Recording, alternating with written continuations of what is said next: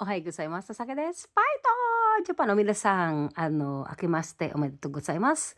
体大事してください。本当にありがとうございます。これから、ね、また頑張りましょう。1年間。よろしくお願いします。ね、いい感じだ。トマトはの意味はね、温かいの体だから、温かいの心なんですけども。ですね、あ昨日ほどは遅かったなんですけど、雪が降れてね、たまたま高速道路を走るんだけども、で、ゆっくりさせたんだけど、やっぱり搬入のエクシ行ったんだけど、で、駒ヶ山で私の友達は、あね、お家まで行かないとダメだから。ほとんどはね、佐々木は、月曜日から多分みんなたちも、仕事はまた一緒に頑張りましょう。あなた一人じゃない。何があっても、それの時悩みのことを、自分で自信持って、力持って、自分で信じてください。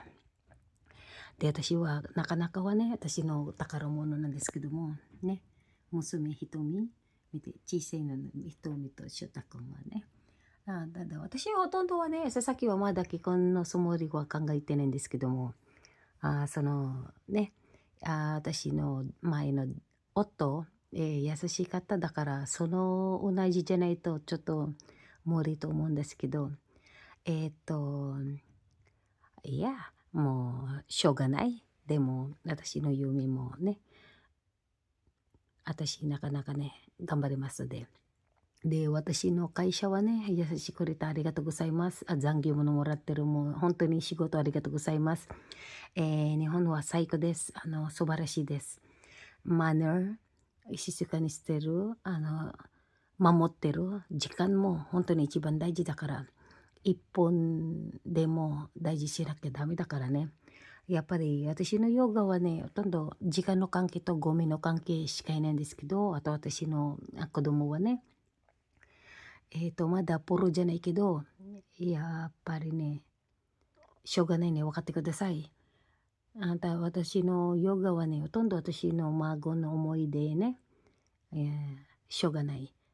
人気の関係じゃなくて、私は、幸せです。でしょ？愛のことは後でいい。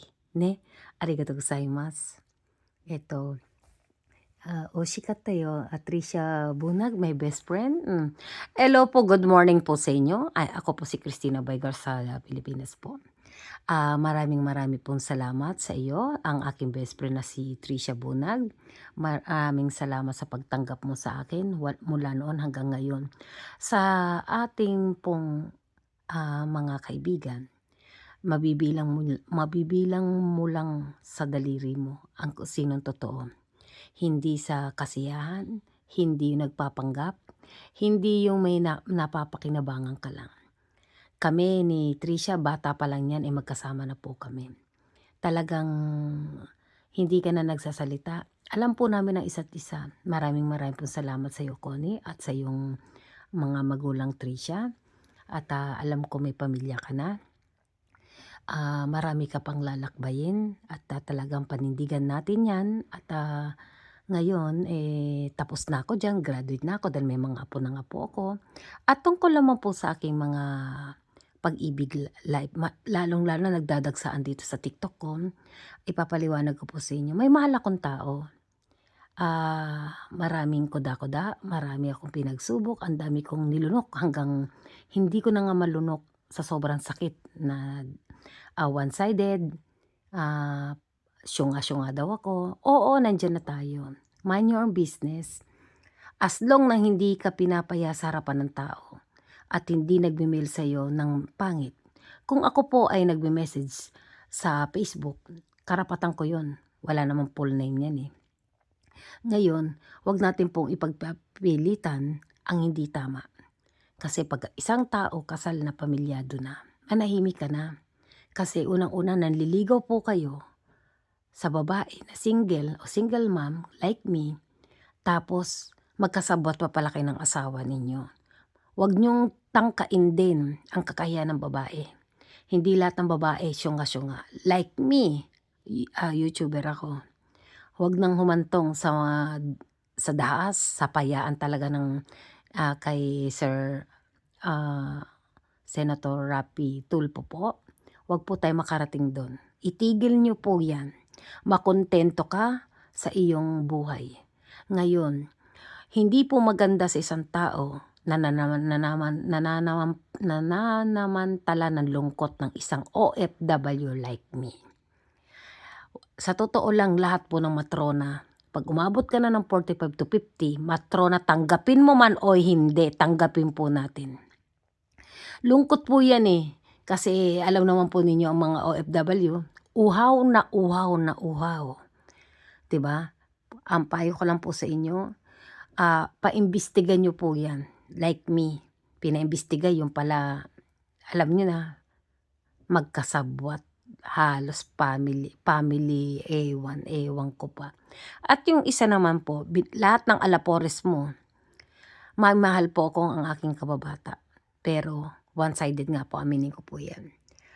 Pero mula nakilala ko si Roda Takashi, anak niya po si si Kiara Takashi ng Big Brother 2028. Diyan po nagbago ang aking mindset.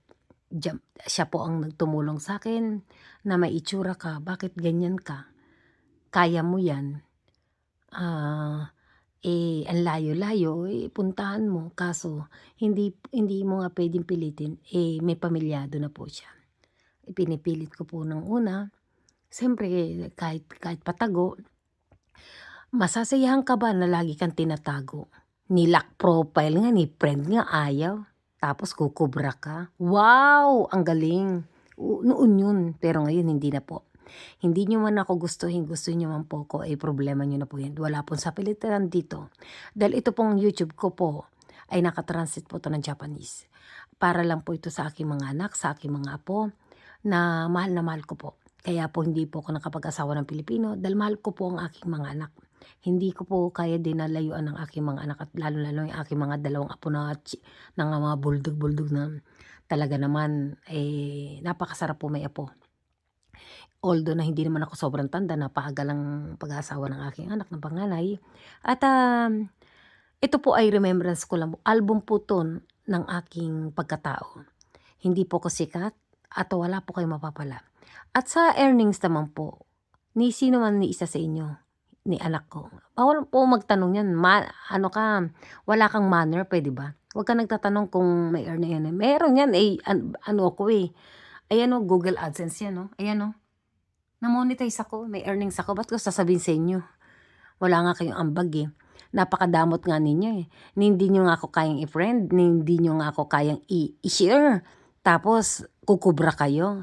Hiya-hiya naman ang paystack ninyo. Pwede ba?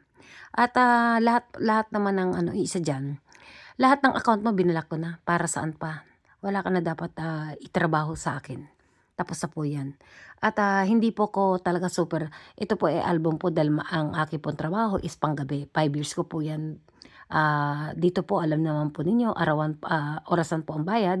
At wala po akong time sa mga taong hindi ko na dapat kausapin. At may overtime dahil ang pasok ko alas hapon hanggang alas 6 ng umaga na po. Alas 7 na ako babalik dito sa bahay. Iukol ko na lang po ang aking itong ko at bibili po ako ng gusto ko at yun lang po at okay na po ako.